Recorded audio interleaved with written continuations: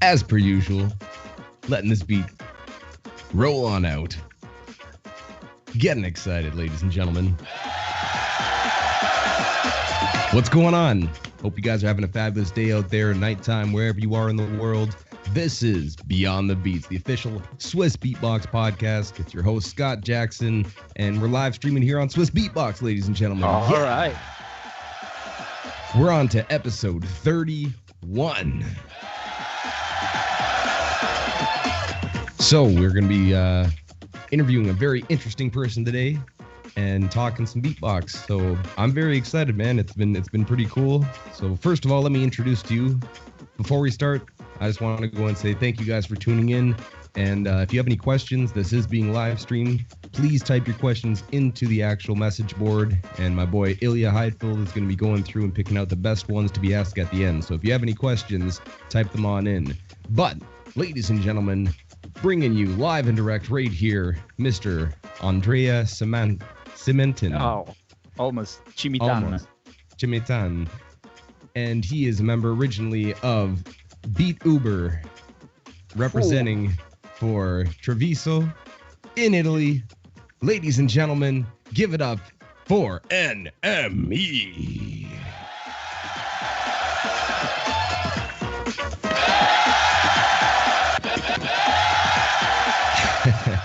What's up, brother? How you doing? All right, man. Cool. VTuber, what's so sophisticated? I mean, every time I see this Beyond the Beats, there's always you taking like demons from the past, man. That's crazy. I mean, wow. I'm doing pretty good. I'm actually just moved in with my girlfriend, so it's a cool time to it's a cool time to be locked down eventually. But anyway, it's great, man. So glad to be back here on Swissbeatbox. Yeah, man, I'm happy to have you on. It's nice to see your face. It's nice to see you smiling. I don't know, it's nice to go and talk to you, man. I'm excited to go and have a conversation with you, brother. And everything's good for you right now. So you moved into a new place. You've been working on some projects that I've been seeing, and you're keeping busy and safe over there. Yeah, man. I'm working on many different things aside from beatboxing. It was so sad that we couldn't do GBB this year, although all the effort that Swissbeatbox has made to do that, and I felt so sorry for them and for the whole community to not be able to do GBB this year. But that just only means to me that next GBB is gonna be even better, and so I'm already. So I'm already getting ready for the next GBB. I want to be as ready as possible, and nothing, guys. I really hope to see a lot of people in 2021 if it's gonna be in 2021. And so yeah. In the meanwhile, I've been working on different projects on my own other Italian YouTube channel and other kind of businesses here in Italy, but yeah, beatboxing is always here, so can't get out of it, you know. Absolutely. Once it starts, it's hard to stop. It's so good, man. I'm happy, and I've been seeing some of your projects, man. You've been crushing it. So let's get into it. Let's go and let's start this off, ladies and gentlemen. Once again, episode 31, Beyond the Beats, with the big homie NME representing Italy. Let's go ahead and start this off with a bang and get into it. So, once again, big shoutouts to MB14 every single time for this intro. Yeah, timing, man. Yeah, man, we try out here. I usually like to start these things off with quotes I've found that people have said, and this is a good long one that I'm going to start with you. So we'll see how good my reading skills are to go and make sure that I read this appropriately and not mess up words. But when you were talking to Human Beatbox in 2017, you said the only true inspiration for every kind of art form are the experiences you make and the people you meet. This is what makes you as a person. So since beatboxing is an expression of the inner side of the human being, I always meet new people to make different experiences so that I can constantly grow, change, and have a new story to tell. But what constantly keeps me inspired is the incredible greatness and the intense deepness of the human voice. Cool. 2017. Wow. 2017, NME. You were saying that.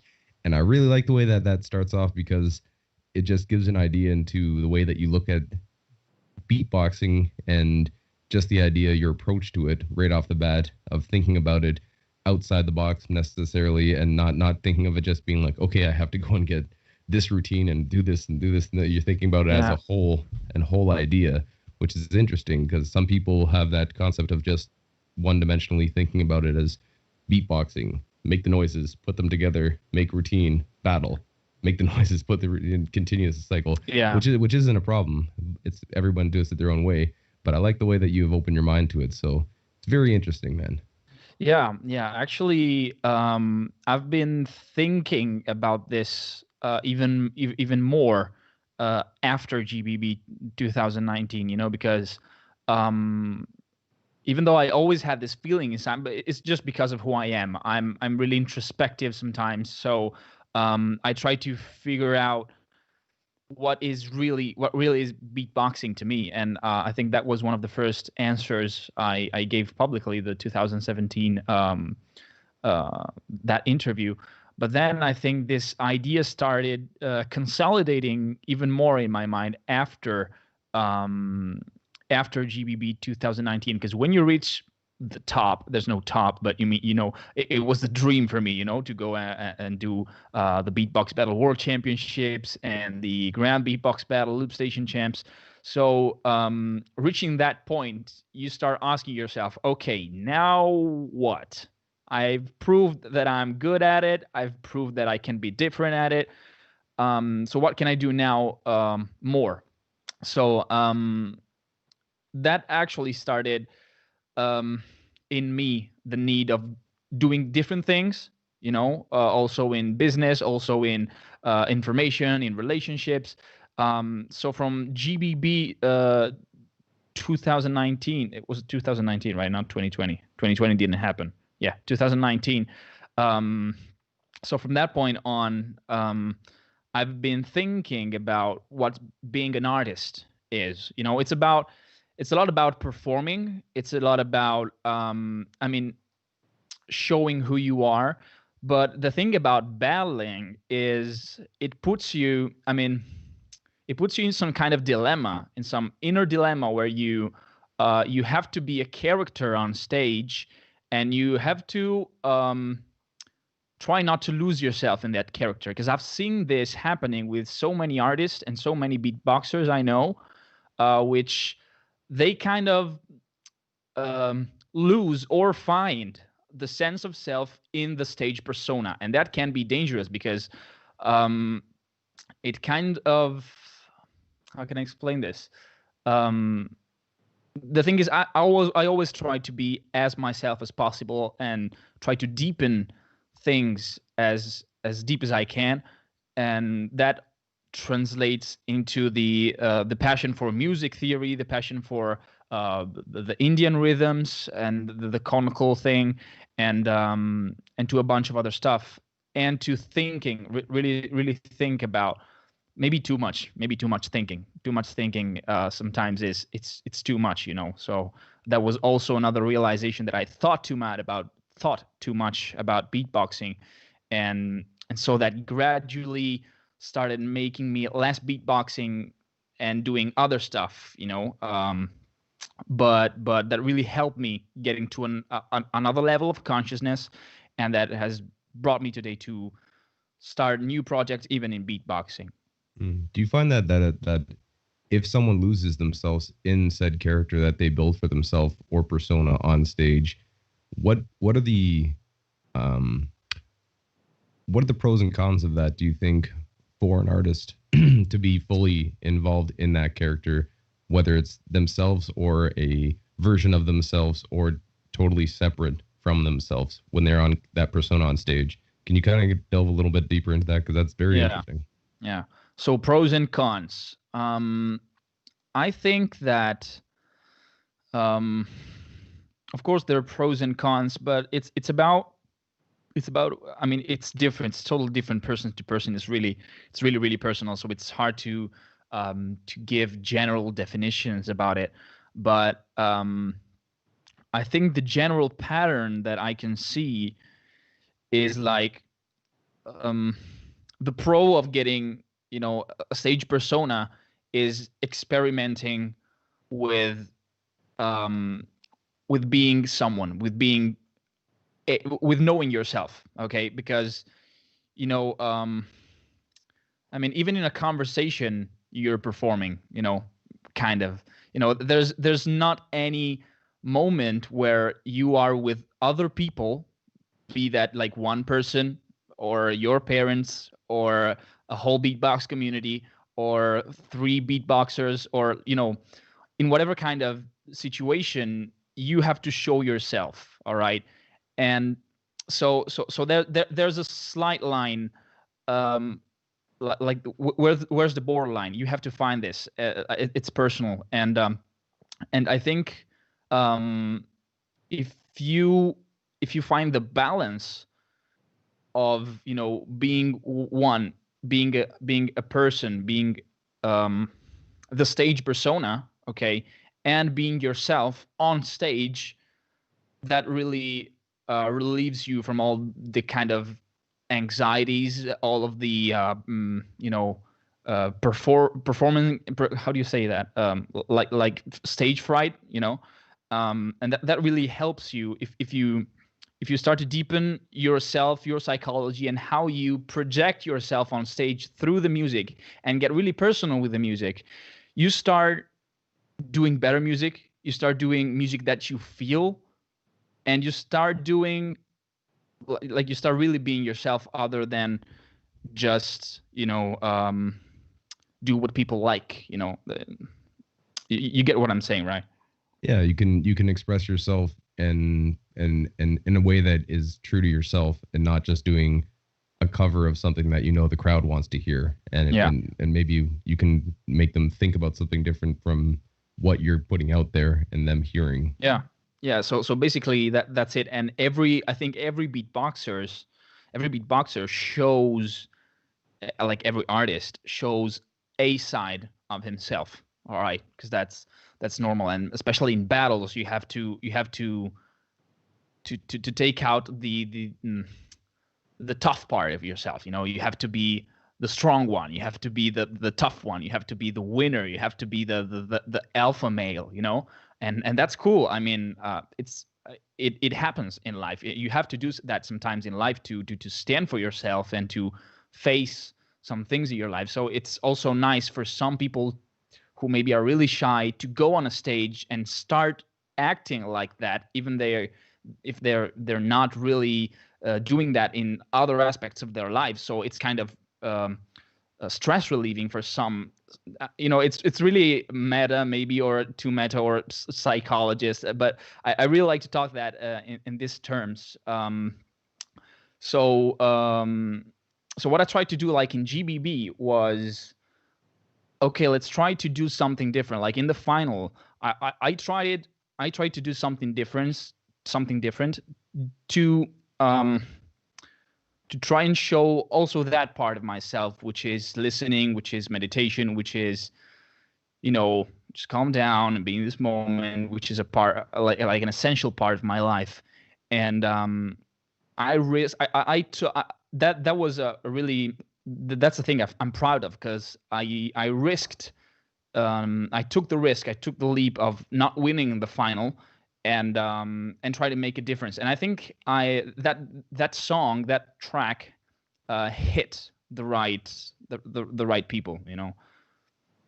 Absolutely, man. It was a it was a pleasure to watch from the stage and getting to hear you and introduce you and hear you do this something totally different. And I love hearing when people do something that's ingenuitive and doing something that's pushing the idea of what a battle can be or what these competitions are about. So it was a pleasure to go and hear that, because I feel like it, as you said, it did hit. And watching it back, even leading up to this, watching your battles back and being like, oh, okay, this guy really thought this through, and it wasn't just like, this is my set, this is my next set, this is my next, you know, like, so you have a good stage presence, and good stage, the delivery is genuine. Definitely comes through in your artistry. Cool, man. Really glad to hear that. Yeah. Let's start from the beginning, though. I wanted to go and bring it back to, you say when you were about 12 years old, you started listening and you were hearing Michael Jackson, and Michael Jackson influences you to look up stuff on the internet, and you just start looking around and you find the famous Popol video, and you hear Billie Jean and you're just mind blown and just like, what is this stuff? So you start practicing and practicing and practicing this as your first beatbox, and then you realize, oh, Michael Jackson's actually a beatboxer as well. So you start pursuing that as well. Now, even before that, you said that your dad used to sing songs to you like Are You Sleeping, Brother John? And he put it through 6 different languages. And so you had a lot of influence in your ear of different languages being spoke, the different ways of it sounding. And also he pushed you into many different versions of Mozart, Beethoven, Vivaldi, and all sorts of classical music. So you had, again, a lot of influence on that side of things from your father, specifically seeing him as an actor, comedian, musician, all these things to go and influence you into having this ear for natural sounds. And you said that after seeing this Pulpo video and starting to practice it, you just instantaneously found out to yourself that this is what you want to pursue. So could you explain early on as you're practicing this and you're by yourself kind of practicing it in your room like most people do when they start? Yeah. How was the reaction for yourself to go and hear yourself actually starting to get the basics and actually like getting onto it after already having an ear for different sounds, whether it was language or different sounds when it came to music? Can you kind of explain that intro to beatboxing and how you approached it early on? Sure.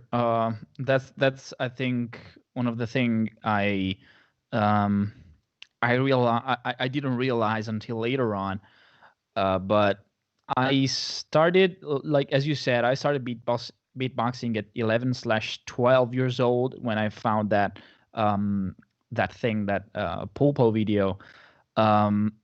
But as you said, like my father was always this kind of a showman. He wasn't. He didn't work as like his job was not a showman. He was a chemist. He's a chemist. All right. So it's not nothing that matters with, it's so different. But still, he has always had this thing, even when chatting with people or just having a normal conversation, of being really theatrical in some kind of way. So I think that was that started in me the thing of being a showman, being not being afraid of entertaining people, and not being afraid of the responsibility you take by entertaining them. So using their attention, for something valuable, for something entertaining, for something that gives you some kind of emotion. So he inspired me both in that sense and in the sense of music. So as you said, he also used to sing to me in Brother John in different languages, but also like he was speaking to me into the like using the different dialects that are in Italy, which are like tens of thousands of different accents that you have in Italy. So that really got me into this thing of mimicking what I hear with my mouth, with my vocal cords, with my phonatory system. And so that's where the brain connections started forming into the NME's 12-year-old mind. And so then when I found beatboxing, it was weird. Like it felt so natural. All right, but like my ears, when I heard the first beatboxer, Pulpo, of course, for me, it was amazing. Like I really can't explain. It's like the first time you watch porn. All right, it's like you feel like it's something that maybe that's not the right maybe that's not the right, that doesn't really fit. Anyway, it's like amazing. It's like something new, but something that like for me, having tried all even at 10, 11 to speak other languages. I was really good at English even at 10, at 12. So to find something that that felt so natural and also was connected to music, to me was like to my ears was pure orgasm, pure eargasm, right? So when I started doing that, when I started imitating the sounds, all right, that was pretty, like, a lot natural, really, really natural, and it came up pretty quickly, actually. So the first sounds, of course, were and of course I already started doing the humming sounds. So that's like, I started with a difficult thing, right? So working on the drum while humming a melody. So that was really, really, really, like, I didn't realize it back then, of course. Now I have all my theory in my mind of how I divide sounds, because there's like air sounds, like guttural sounds, and then there's humming sounds. So now I have it all figured out, but it felt really, really natural. And but I started showing that to people, like a lot, I think a couple of 2/3/4 years later, and when I started performing that, I saw that I was also, like, implementing the entertaining side of me, of myself, of my father, of music, of art, And and so you continue, you start, you say, showing people in public settings 4 years later, approximately, being 2014ish is when you start doing that performances. Yeah. And I was gonna say, how did you end up linking up with other beatboxers in your area of Treviso, where you meet up and create this group, Beatuber, and you start working together? And I know that ended up something else, but I just wanted to go and ask you that, because as most people do, when you start beatboxing, it's a very personal solo thing that you start practicing at home, getting better at, and maybe at school you'll find one or two other people that kind of do it, and you'll start being like, okay, now we have this thing that we go and do practice together. So how did it happen for you that you met other beatboxers in your area and started practicing? Well, that actually happened at school. So I found this guy who was, like, beatboxing in the hallway, and I was like, hey dude, I also beatbox. Let's do some stuff. That really was pretty natural. And he met, like, there was these two guys, Dennis and Pablo, which created this Facebook page, Beatuber, and so we texted them, and we organized this kind of beatbox event in the center of Treviso, which is the city where I was born and raised. And so that's how it all started. So it started in the school hall, and so we did that event, and we did the first Treviso beatbox battle, and then this hip hop streetwear brand saw this battle and started, giving us some T-shirts, and it was amazing for us. We were like, yeah, we're gonna be rich, we're gonna be famous and stuff. That was Puppet Family. Yeah. Puppet Family and Broke was the two. Yeah. And so you start beatboxing with these guys and start doing some showcases, battling, and you get attention from these other organizers to go and be, as you said, here's a T-shirt, here's something, just to go and kind of get you to wear this stuff while you go and do it. And then you say you start initially, you start doing events for, like, little clubs and school student parties, and that's kind of where you started performing.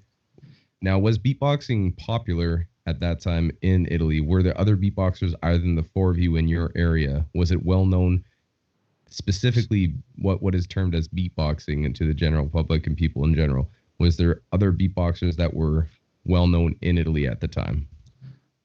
Well, of course, there were a lot of well-known beatboxers that me and my friends were not aware of, since we just watched, Beatbox Battle TV and the big guys, and we didn't know the backstory. We just watched LM versus Skiller and Skiller versus Reepswan at the 2012 Beatbox Battle World Championship.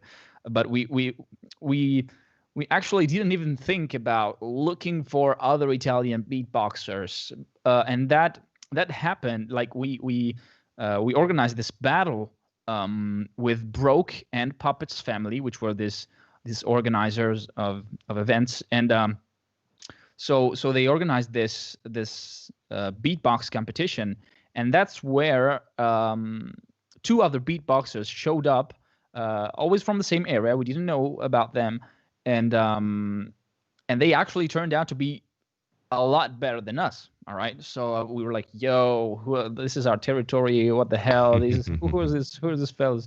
So we met them, and one of these two guys, Antonio Dalcin, is now the one of the of the leaders in the Italian beatbox family. So he was already into the beatbox community. He knew Ita Beatboxers, which was the let's say previous community, which is it's another community here in Italy, and so this is how I came in contact with other beatboxers from our area, and then this Antonio, this dojo, took us to the first ever, or maybe it was the first ever Italian beatbox family event, the first battle, which happened in Imola, and the rest battle. Is that what it's called? The rest battle? Yeah. I think that's it. I think that was it. And yeah, restart. Yeah. Restart battle. That's right. Restart. Right. And so yeah, that was my first like battle in front of a beatbox community. All right, because like it wasn't so popular, back then, at least in my city. Beatboxing wasn't so popular. We were like there was like 10 to 20 people of us in a city doing that, so not much. But I didn't know that in Italy it was already kind of a thing, so the milestone in Italian beatbox community was Alien D, which was there at the 2000. Cheers to Alien D, and he was there. Oh man, he was there at the 2003, 2001 London, the first London World Beatbox Convention. Can't remember if it was 2001 or 2003. Anyway, so I started getting to know him. I started to get to know Max Z, which is another crazy Italian beatboxer. So underrated because he's not doing so many battles. He was an Italian champ, and I also met J Beat, which was another amazing beatboxer, like really talented in music and drum, in jazz, and in beatboxing. He was also the Italian champ. Started meeting all the Italian community, and yeah, that's how I came in contact with the Italian beatbox community, basically. That first 2016 restart battle, you end up coming second place in that battle, if I'm not mistaken. And yeah. I was gonna say, how does that I guess that would be your second competition if you had the previous one in your own community, and then you expand to the Italian beatbox family, get introduced to a lot of other beatboxers, do the restart battle. How was it for you to go and actually come in second and be like, okay, maybe I'm onto something and I'm measuring up and I've practiced out, and having that initial success coming second already in one of your first battles? Well, actually, I wasn't ready at all for that battle, like for any other battle I've honestly participated in. I've always, like anytime I have to prepare for a battle, I always procrastinate till the last month, till the last week, till the last day before the battle.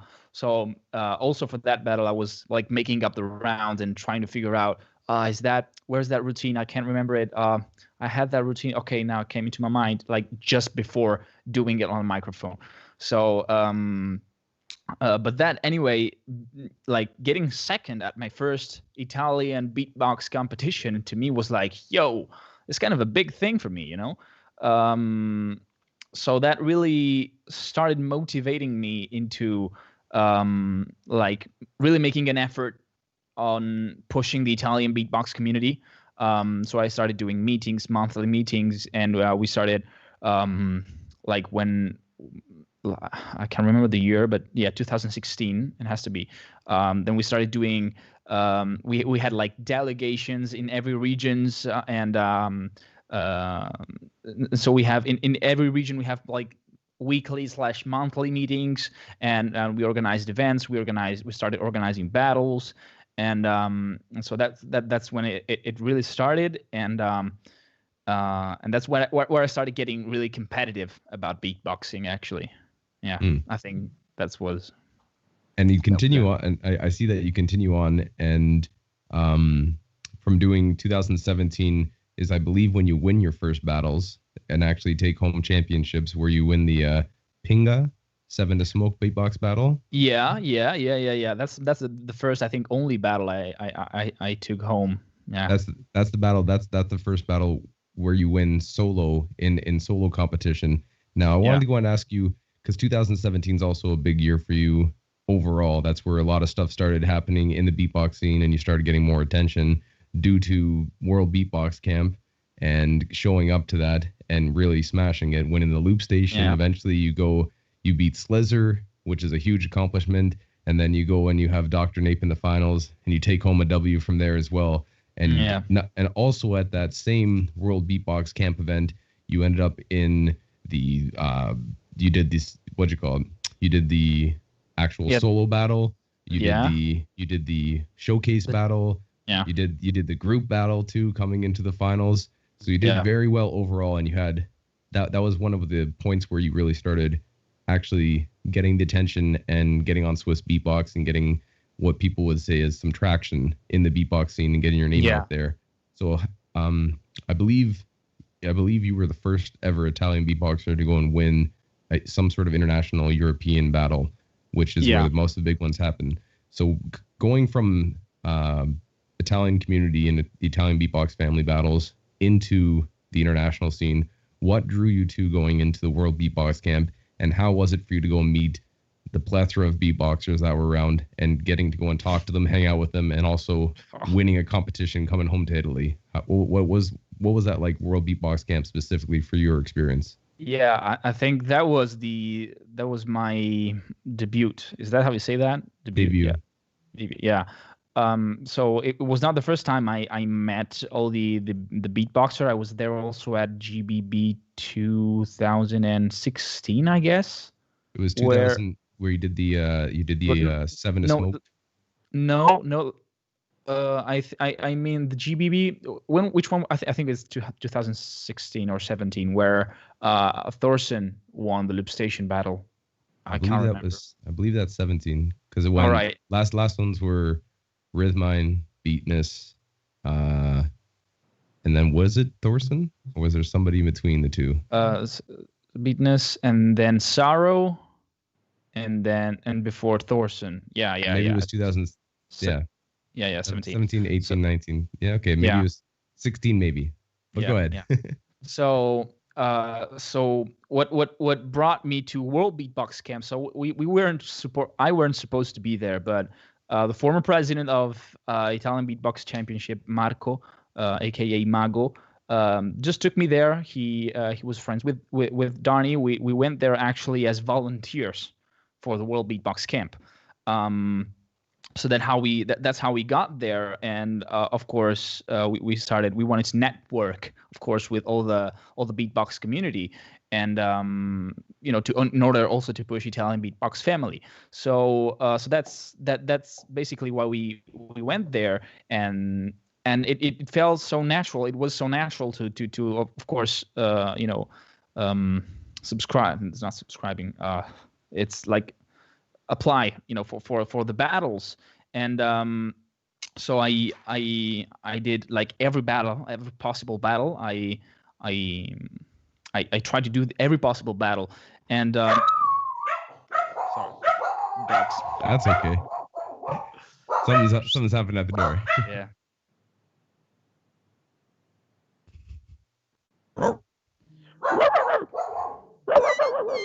That's my dog here. Is just here, you.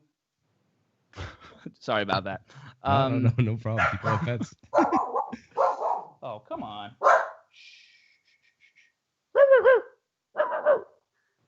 Okay. I got him. All right, we're back. So about we got for the doggo. Come on, go to bed. All right. So okay, Madonna. So World Beatbox Camp, right? Yeah. So so I started doing like every possible battle that I could do, and I honestly didn't expect to win that much, you know. But it was amazing. I mean, to get the attention of you know the international community to me was like a huge step. Was a huge step. That was that's when NME took off actually. I think that was a big year for many reasons. Like that's why also was also the same year I finished school. You know, so I was just that was the same summer I finished high school. So it was about me learning and like deciding what I wanted to do for a living. You know, because I still didn't know what basically to do with my life, and that summer was the summer I figured out that I wanted to do beatboxing for the rest of my life, you know, because I felt so natural doing that, because it felt like I fit in beatboxing, and beatboxing fit me. So achieving that goal of getting the attention of the international beatbox community was really a big deal for me, and it really motivated even more to start practicing even more, to start pushing on this Loopstation thing, because Loopstation, I started with solo, but Loopstation was a revelation to me. You know, it was, you know, starting from it's like drawing a scratch of a painting, and actually having all the pencils, all the equipment to do a piece of art, you know, a piece of a full thing, you know. Like I always felt like I didn't necessarily wanted to be the best solo beatboxer and try to push as hard as I can to be as you know, similar as possible to a whole song, to an ensemble, you know. And so when I found Loopstation, and I found it through the battles, of course, to GBB, I think it was 2015, where there was Mando, there was Wawad, there was MB14, Pancakes, and that to me was like revelation.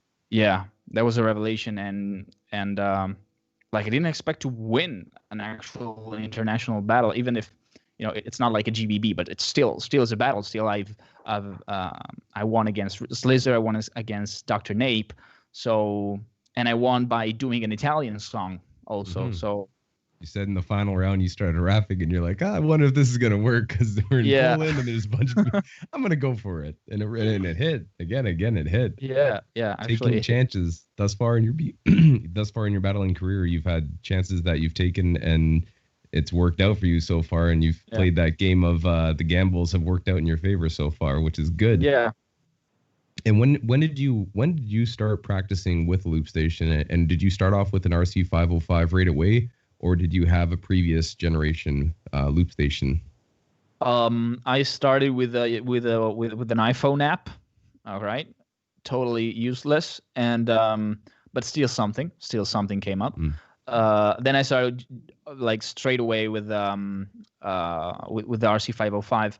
So I think I bought that in 2016, my first Loopstation, and the first tracks, and I already have them recorded somewhere. The first thing I did with the Loopstation were I think Mando's rounds against Wawad. No, in the final. Oh God, man, I got chills just singing that. So that was one of the first thing I did with the Loopstation.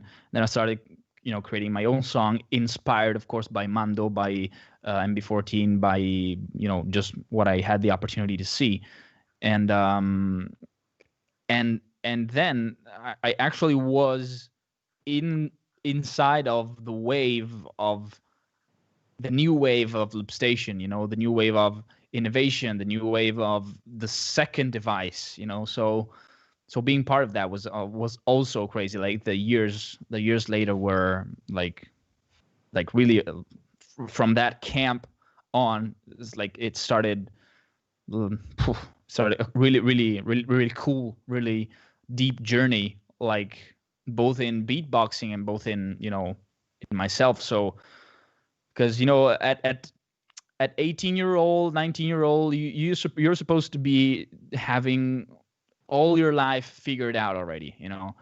So you have the parents pressuring on you on you have to decide what to do with your life. Like I've chosen a school at 13-year-old that was a choice that, you know, committed me for 5 years of my life. Now I'm 18. I have the opportunity to live life a little bit, start traveling, start making music, start doing what I love.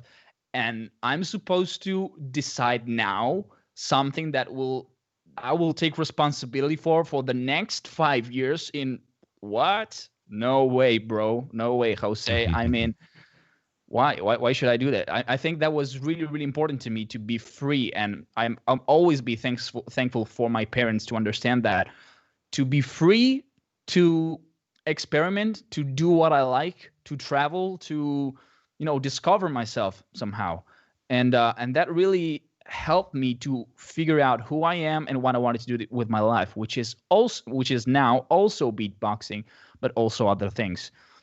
Because I think the thing I've always wanted to do is change the world, I guess. So, of course, doing that with music is it's a big deal. Like changing the world of music, changing, like impacting it somehow. You know, that people remembers you. That kind of, you know, the like having the feeling that you've made an impact and that people will remember you and you're some kind of immortal, you know, that will go beyond death, you know, the remember of you, your ideas, the things you've brought, you know, here.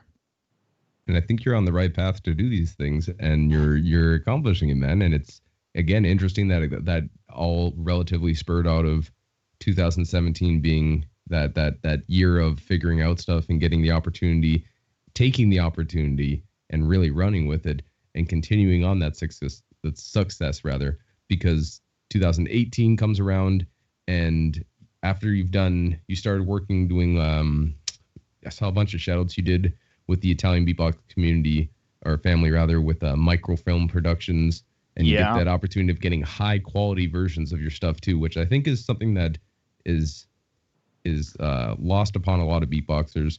There's a lot of beatboxers that have done it and have good quality productions of themselves delivering a video, which is essential to go and be taken, I think, seriously. So I wanted to go and ask you, just before we continue on your line of successes and other things you've done, how was it for you to go and have that availability to work with something like the microfilm production and get a really high quality video of yourself, sounding good, looking professional, to go and put yourself in that light after your success at World Beatbox Camp, coming back and getting that promotional material to go and use to either get shows or just explain and have that availability to go and express yourself in a professional looking manner? Yeah.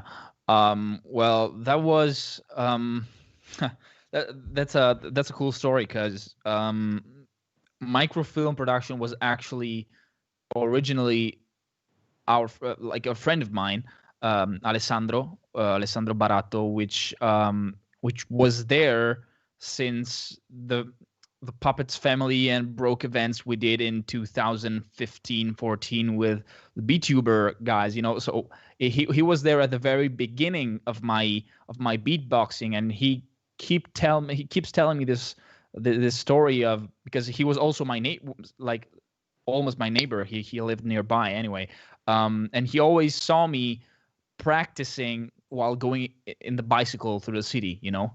So that was actually my main practice location, like when riding a bike. I don't know why that is, but anyway, he saw me like beatboxing, going like riding the bike, and so basically he was a really genuine he he's always been a genuine person. He's actually a documentarist, a naturalistic documentarist. So he went to school in London with Bear Grylls and stuff. So basically, he's like, I really always felt like he and I were vibrating at the same frequency, and he's always been an artist. He's a fire. How do you say that? He's a fire artist anyway. He juggles with fire and stuff, and so he is also an artist, and so he was always into being, he's a video maker, so he was doing all these business videos and corporate videos and wedding videos and this kind of stuff that you have to do, especially at the very beginning for making a living out of video making. And I, like me and beatboxing and my friend Marco, we were this kind of the thing that he wanted to do for a living but couldn't. Somehow he saw us as an opportunity to be creative and to do stuff that he also liked doing. And so this kind of need that I had for videos and for being creative and also have a professional content, and his need of getting outside of the box of professional videos like corporate videos and going into something more conceptual, more meta, more artistic, like really fitted like nothing else. And so he was also my friend. He started being really my friend, and we never stopped collaborating, actually. So also the last videos I've published, I've released in my channel are always made by him. And so like when I started growing, as when my audience started growing with the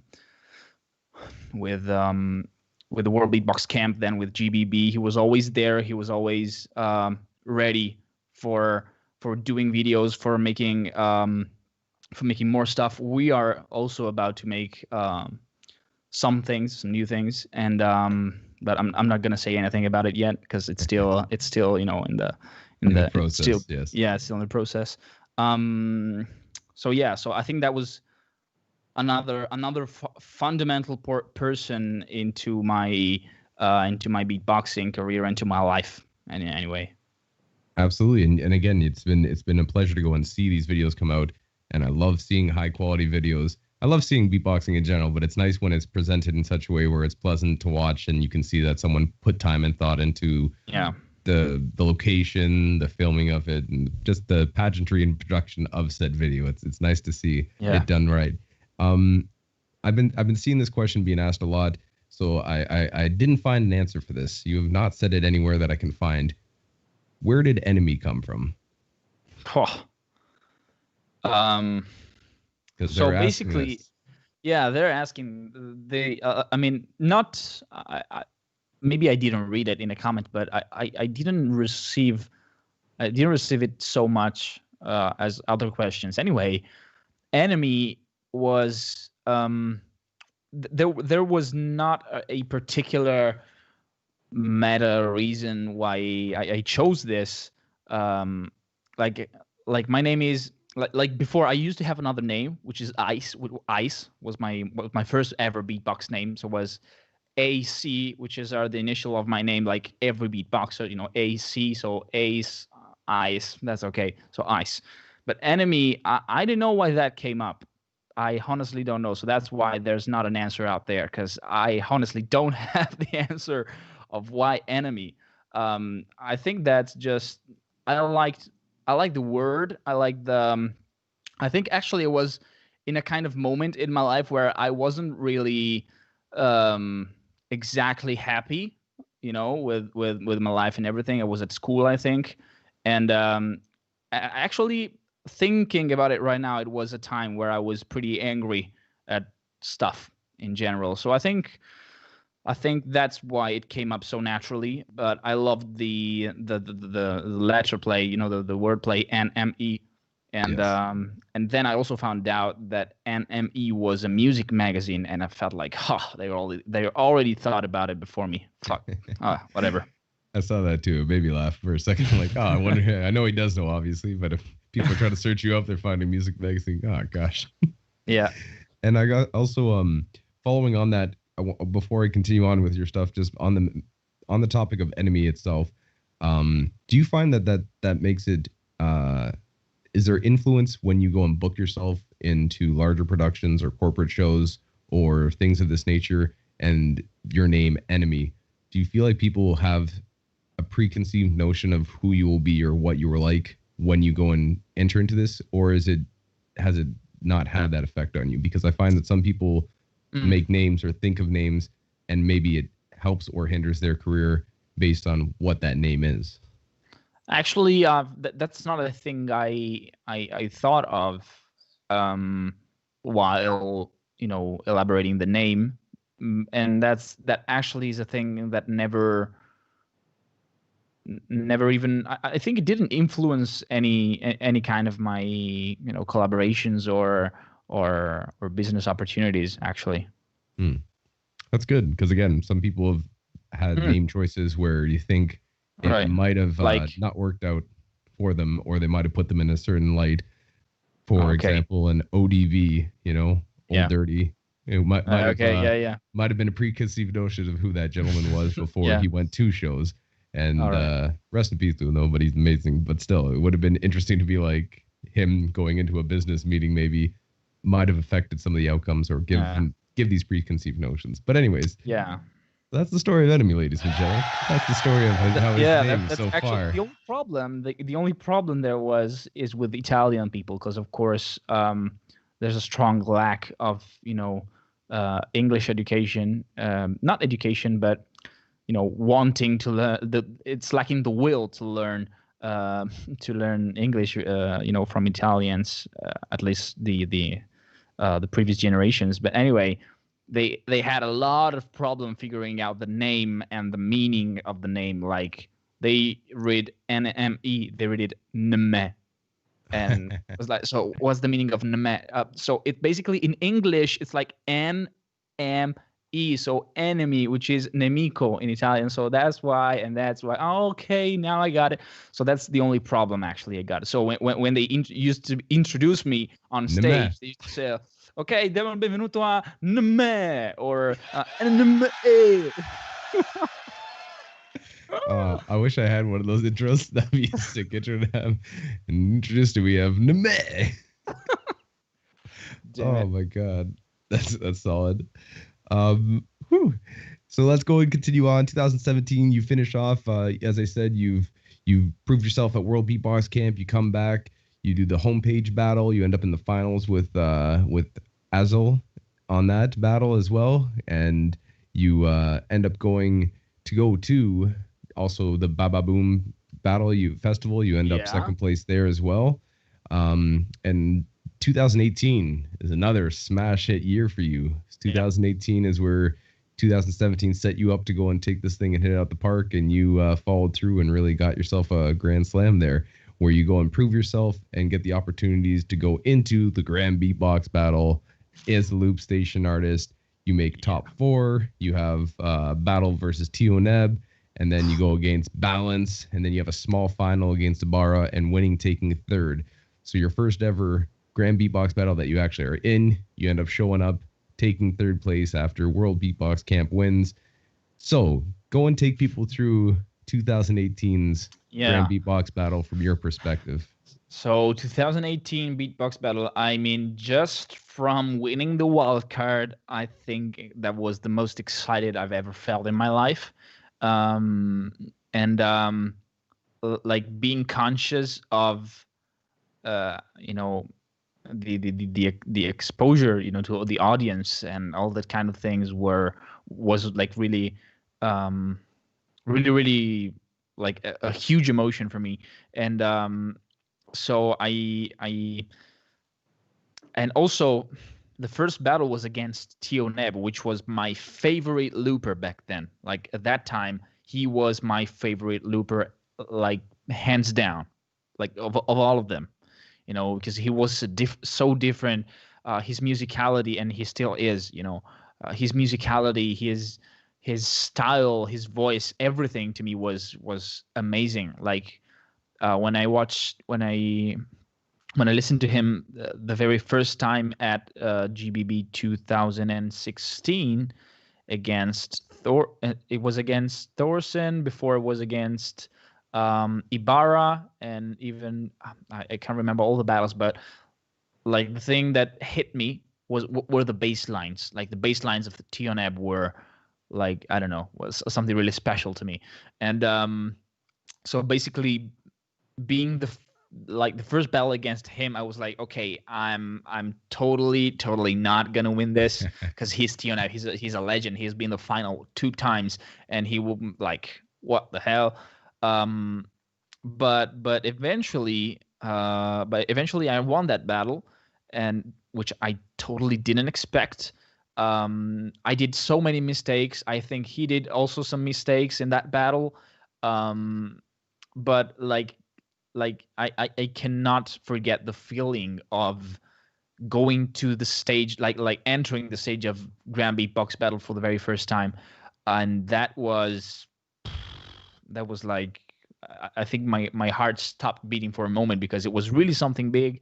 And but still, even there, even in front of the audience, like the first round, it was the most difficult. Like doing the first thing, you know, like doing the first sound was the most difficult thing.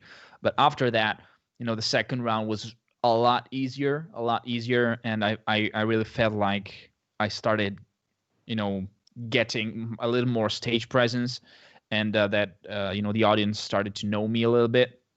And so, but also I was, you know, the World Beatbox Camp, like the thing I did at World Beatbox Camp really helped me, really boosted my confidence also for GBB 2018, of course. And so I think one of the best, one of the thing I loved the most was having the badge, you know, the badge where NME was written. I was like, yo, I don't need anything else in my life, right? And and so then I won against Tioneb, which, like, I was like, what? I won against that guy? I mean, I can win against everyone. But then I went against Balance, and that's when the problems came up, because I started doing Begin by Letting Go of Etherwood, the cover. Like the first round was amazing, but the second round against Balance is where I fucked up, right? So so I started doing the bass line, but I did it in one key, which wasn't really clear to me. And then I started doing the melody in another key, because it wasn't, like, I got confused, which had never happened with that song, because that's the one I practiced the most, you know. And so I preferred to stop doing that, because that was totally unhearable for me. And I could have, like I remember after, you know, like after being on stage and doing that song, like I remember Napalm coming to me and telling me, hey man, you should have kept on going, you know, the show must go on. And I was like, maybe, yeah, man, but you know, I prefer coming back next year and doing it properly, you know. And that's what I did, actually. But anyway, I felt really angry at myself for that, because I think that if I did that song properly, I probably could have at least end up in the final, you know. And doing that in my very first GBB could have been like, yo. And you know, that was also the GBB of Codfish. That was the GBB of Dilo bringing a whole new level of tracks. That was the GBB of Bataco. That was one of the, I think, best GBB ever. And so basically, I remember getting off the stage and going to the locker rooms and just give a punch to a door. I don't think I broke it, but I think I gave a pretty, like, I was really angry with myself. Anyway, I was like, oh, I fucked it up. I felt really bad. But then all of my friends were there. Alessandro from Microfilm was there. There was Marco from IBF. There was the whole Italian community. So I was I was lucky to have friends there who helped me kind of get through that thing. And then I went against Ibarra, not giving, like not caring about the result anymore, because then actually helped me to be kind of more chill, with the small final and actually getting to win that. But actually, overall, I was really satisfied of GBB 2018, because it was, also the battle against Tioneb was like, I made a particular drop which people loved, and I remember rewatching that and people going nuts for my drop, and that just felt amazing, even if I didn't win anyway. Absolutely. And I wanted to go and ask, aside from practicing from yourself and being inspired from different loopers that you would see around the world, when you start practicing for this 2018 Grand Beatbox Battle, were there other members in the Italian Beatbox family that would come by and you could run your stuff through and get feedback from it?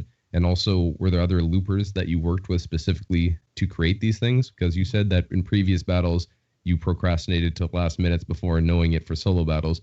So how did you approach your preparation for the Grand Beatbox Battle 2018 in that aspect? So that's a nice question, because at that time, my relationship with the Italian Beatbox family was not at its top, because I had some just personal things with some people. So I actually prepared for GBB 2018 with another musician, another musician friend of mine, he's a multi instrumentalist, and so I started confronting with him with all the rounds, and also I also gave a hint to Mago, my friend, always from former president of Italian Beatbox family, and so that's the only two people I've, let's say, worked with, on my round, but still, of course, it was all up to me at last. So I just shared with them the final result. But yeah, I think I mainly did it by myself, and I later discovered how, like, most of the French beatbox community actually worked a lot with other beatboxers in order to get prepared for a battle. And I think that's like this kind of family thing that they have, and also in the preparation of battles, is like the strength, I think. I don't know, maybe it's just it's shallow to say this, but I think we Italians are more, I prefer not to tell you what I'm going to do at the battle, because then you can use it against me, and they maybe, I don't know. That's how I felt. That's how I felt about the French community. That they're a little bit more, you can feel also from their culture. They've been more united than Italians. Like Italians is this kind of this mixture of totally different culture. I mean, here in Italy, but I think in all the world, but especially here in Italy, we hate each other every 20 kilometers. All right. So because we're still at the medieval era, so where there was all these little cities like doing war against each other, and then the kings came and just do a whole thing of all these different people of the different cultures, and forced them a little bit together. So that's why we're still maybe like inside of our culture, we have this thing of maybe being a little bit more divided than I think French people. You can definitely see the French beatbox scene, and from the people I've had on this show, just to friends in general, and seeing it, the community there is amazing, and the way they work together and prepare. And I love the fact that even at international competitions, they sing their songs, and there's a whole community that comes out that really genuinely support each other and really want France to win and want their community to be the known as the strongest and pushing the scene. So it's something that I big shouts to the French. Shouts to the French community. So you come back in 2019 now. Now 2019 rolls around, and you've had I'll talk about some other stuff you've done when it came to performances and some interesting performances too that I found that I thought were like super cool the way you did stuff. But 2019 comes around. Actually, no, before that, 2018, you get to go represent, and you're the only Italian representing for the World Beatbox Championship. All right, of course. Totally spaced on that. The World Beatbox Championship happening in Berlin. You get to represent Italy in making the top 8 for the Loopstation category, and you get a rematch of the GBB small final against Ibarra. You move forward from that, making top 4, and then you go up against Sorrow, and you have this battle with Sorrow. Question for you: how do the world champs differ from Grand Beatbox from your perspective, and how was it for you to go up against Sorrow in that battle? Because it was closely contested, and you can watch it back. Can you kind of explain what your experience was again of World Beatbox Champs 2018?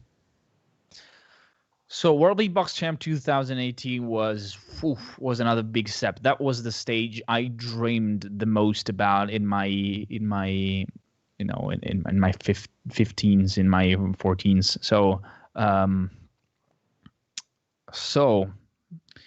that was a really warm room.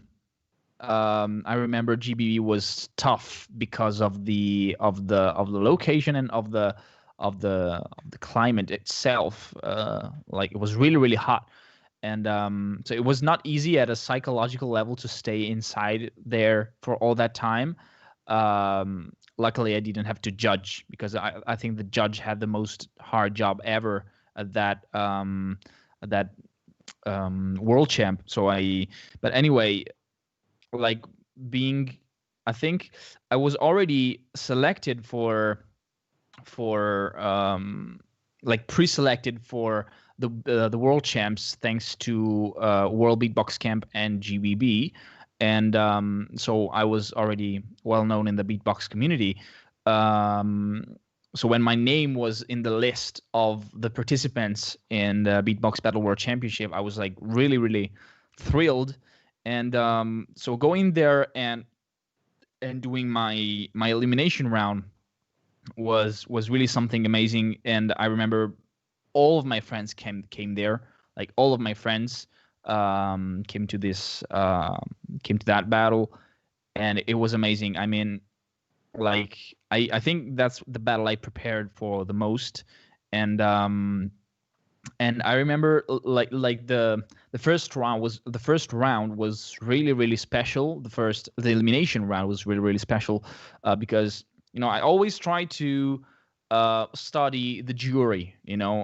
Studying the jury helps me know where to push the most, and maybe some aspects to impress some particular judge, and that maybe I know he likes some kind of things like musically or this kind of things. So I started with this kind of 70s dance song. All right. And I started with some actually really cool hip hop lyrics from one of the very first hip hop records there are out there, which is Grandmaster Flash with it. Grandmaster Flash and the Furious 5. Yeah, so was a party night and everybody was breaking the highs, was screaming and the bass was shaking in the wall until long really everybody knowing NME was on the beatbox going. Hey. So yeah, then there's a child who was born with no state of mind, and then all other songs from Grandmaster Flash and the Furious 5. So I think that was to impress a couple of the judges, and also to be a little bit more musical with all those 7 harmonies. There was rhythmic, there was Rockstar Loop, if I remember correctly, in the judging panel. Who else was there? Can't remember. Maybe. Anyway, so I did that. That was like, I was really happy with my performance. And when I heard, of course, my name being like myself being nominated for the top 8, I was like really excited, because I was afraid that I had to, like if I had to watch the Loopstation battle, like not being a part of it, it would have killed me, I think. Also, there was some sound problems. I remember D-Lo being like really, really disappointed about not achieving even like a top 16. So, and that's actually where I started to getting to know Dilo a little better. And so I passed like the elimination round, and I won. I was against Ibarra. Really cool battle against Ibarra. Was really glad to win that, and that's when I did, I think, car radio for the very first time, and I don't remember which one was the other track. Anyway, then there was Saro. So Saro was the big guy. Saro was the boss, you know, that you fight at the end of the Nintendo game. So he was the big guy. Nobody had one vote against him ever, right? So so basically, I did Begin by Letting Go and another track, which oh yeah, that kind of trap weird improv. But anyway, there was some kind of problems, some kind of issues that were not shown in the battle on the on the YouTube channel. That was shown on the live stream, of course, but not on the recorded battle. So Sarah had some problems with the loop station, which I don't remember exactly. Then I had some problems with the loop station, which of course were not shown. So he did his first round. I did my first round, second round, and it was 4-1. If I remember correctly. Yeah, and so tight voted for you. Yeah, tight. Yeah, exactly. Tight voted for me. And so that was amazing, actually. That was amazing. I mean, he totally deserved the win. And he did one of the best round ever I've heard from him. Even though on stage I didn't realize how crazy they were until I heard it later on, rewatching the live stream. So I think that was like a really intense battle. And like not winning that, like being close to the final, like really was really tough for me, you know. So I remember crying after that, and but still, I thought I was going to do the small final, but eventually we didn't. I still don't know why, but we didn't have the opportunity to do that, me against Thorsten. But hey, anyway, it was a crazy event. After that, there were the other World Beatbox Camp. And but anyway, that was another milestone in my beatbox career and in my beatbox journey, like my inner artist journey, like really huge step. Absolutely. And you go back to the SBX camp and you defend the Loopstation title there as well, which is dope. So you got another win under your belt. Yeah. And then from there, from there you get into Grand Beatbox Battle. And again, 2019, which is just that battle, the quality of the videos, the big shout outs to Maddox and the Swissbeatbox team and Sinjo with the sound. That whole thing was like a WWF event, and everything was so big and grand on the stage, lived up to the name Grand Beatbox Battle. And you have great success there. You get into it. You have go against Brez, who's amazing. Brez, you take the W. Then you go against Inky and take a W. And again, that battle is just a classic, super crazy. And then you end up against Rhythmic, who takes the W for the finals. So you come second place. And in that Grand Beatbox Battle, if you look now, your compilation of all your rounds on Swissbeatbox almost has 3 million hits. So you're doing something right. You're doing something right. Is there any way that you prepared differently for Grand Beatbox Battle 2019 after coming close in 2018 and also the 2018 World Champs? Is there anything you did differently for that battle, or can you kind of go through your tracks and the creation of these tracks and preparation for Grand Beatbox Battle to come the vice champion? Yeah, I think I like by 2019 I was also grown up, also not just as a beatboxer but also as a person.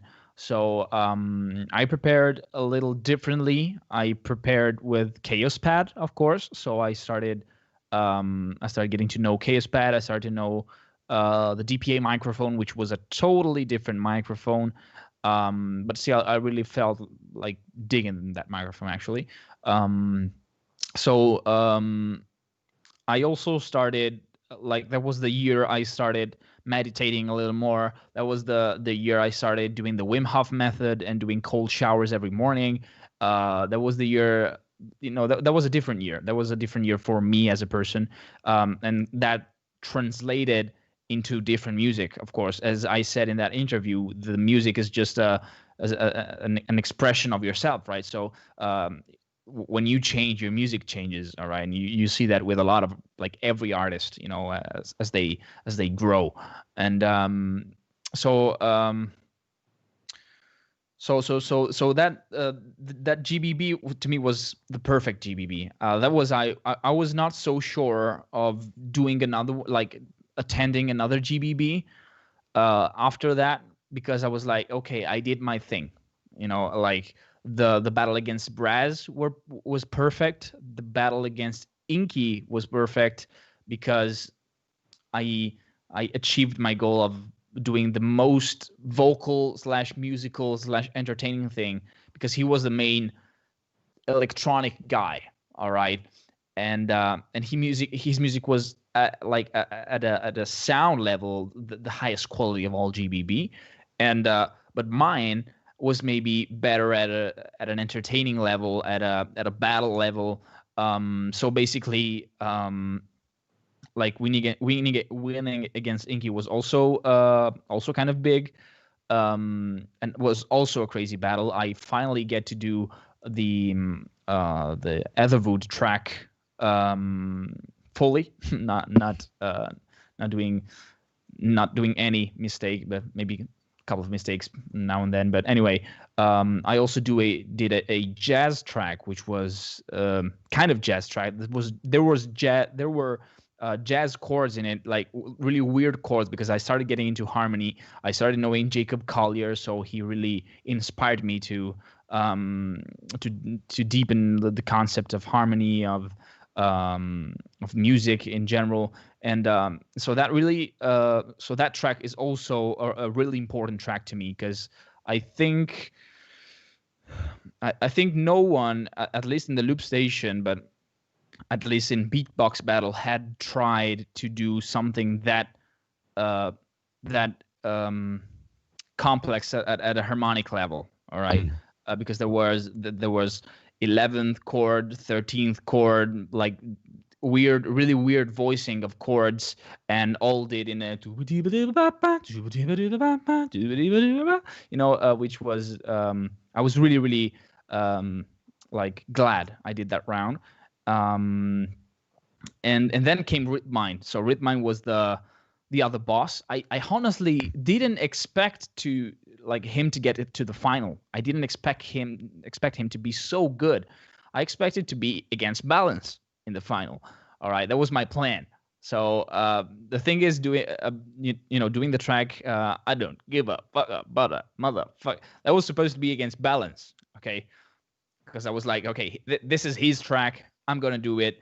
So I started. This is a shout out to Balance. It was supposed to be against him anyway. So he did his headshot thing. I did the I don't give a the dat stick track, which was amazing, which was really amazing. So with that track, I kind of wanted to prove that, I can do that. I can do trap. I can do hype. I can do crowd control. I can do that. All right, I'm good at it. But the second round was more, I can do that, but I'm also this. I'm also this different kind of thing, this different kind of music, this different kind of listening.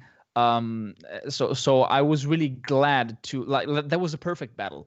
I mean, even getting second to me was perfect. Okay, I didn't even expect to be first. I was glad to have the second place. But still staying true to myself and do something really different, do something really with a message other than I'm the best at battles and crowd control and hype. I wanted to be the best in being myself and doing the music I love. That's it. And you could see that shine through. As you said, you took that gamble and it paid off on the level of people understanding it somewhat, and maybe more people after they watch it back get a deeper understanding of it. Yeah, being there able to was go and also connect with that. a lot of people not understanding it. Like a lot of people Yes. were pissed off by that round. Like, where's my drop, man? Like, I'm here for this. And I get that, because the thing about battling, it's like, it's the battling, as I said, is the most effective entertainment format. You know, it always been like this. You know, the competition, the cage fight, if you want. You know, even a soccer game or a football game, whatever, it's a competition. That it recalls this kind of struggle for survival, that sense that we have in our mind. So it's really entertaining, and it keeps you on the screen watching what's going to happen next. So giving that of, okay, no more battle, let's forget all of this, let's be in this moment. Okay, birds, okay, nature, okay, woo, you know, this guy can freak some people out. So I totally get that. I totally get that. But that helped me be, you know, kind of polarizing towards my target audience, you know. Absolutely. And you can, and you said you started up a Patreon to go and better equip yourself to be able to go and provide high quality videos to other tutorials that you started, and other projects that you've been working on.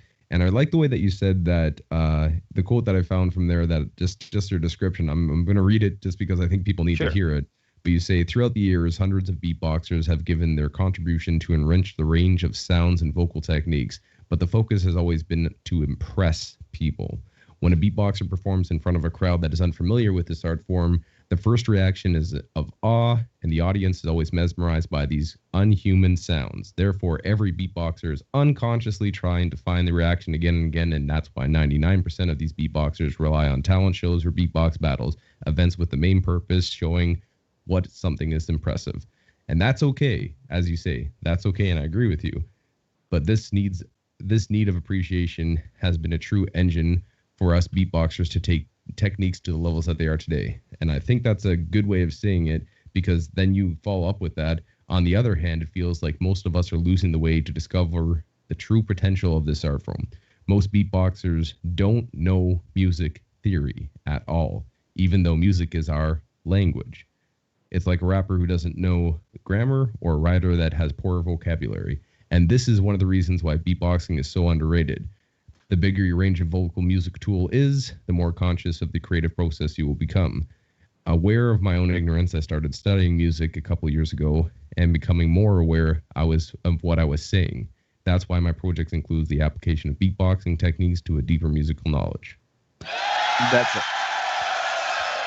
Ladies and gentlemen, I want you guys at home to rewatch this later on, find this clip right here, and listen to that back, or read what he put down there, because I think you actually had some really well articulated points in that pitch for basically why you're doing your stuff your way and trying to go and figure out different avenues and ways of looking at beatboxing, you know? Yeah.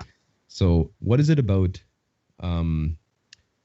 yourself that you think has, aside from what we've talked about leading up to this point, but right now in your life, why did you think it was essential for you to get more music theory behind projects that you're doing, first of all? And second of all, why do you think it's important for beatboxers to go and maybe expand beyond battling and competition and talent shows? Which is, again, if anybody out there wants to be the beatbox battler, wants to go and do a talent show, there's nothing wrong with that, and you should be able to pursue whichever way you want to choose to do with our art form. Do you? You know, but what is it about, in your opinion, specifically, why is it important for beatboxers to expand their music knowledge and also give themselves an opportunity to think outside of the battle scene? So basically, first of all, I like everyone to just take a look at my Patreon page and read it carefully, and or rewatch this clip. And I also talked about this in a video I released in my channel. It's what is beatboxing, right? So super sick, by the way. Super sick video. Yeah. So it started with a basic about what beatboxing is and the history of beatboxing, but then it starts getting a little bit on this kind of things, this kind of thoughts. And by the way, I'm going to imply what I said just in a couple of days / in a week or so. I'll start coming up coming out with beatbox, like music tutorials for beatboxers, especially for beatboxers, in order to keep faith to what I said in that, because I came up with that, like the main guy that inspired me. The first one was J Beat, because J Beat was not seen so much in the international scene, but in the Italian scene, he's a legend. Okay, he's a jazz musician. He's a jazz drummer. He's a jazz pianist, and you can feel that. You can feel that. I mean, when you hear someone doing all these anti-rhythms and weird melodies and keeping the time, even if it's doing crazy stuff rhythmically speaking, that's something that just hit me like really, really hard, because there was some things that he did, or also sometimes Alam did, which he's also a drummer, as we know, or Firebras, or Alexinho, or Beastie. He's a crazy musician. And what I felt with all these beatboxer was they are on a whole other level of understanding what they're doing, because a thing is trying to find the craziest sound, the lowest bass, the weirdest combo, which is fine, because, as I said, it helped us. This kind of research helped us, finding these many sounds, and it's not negative.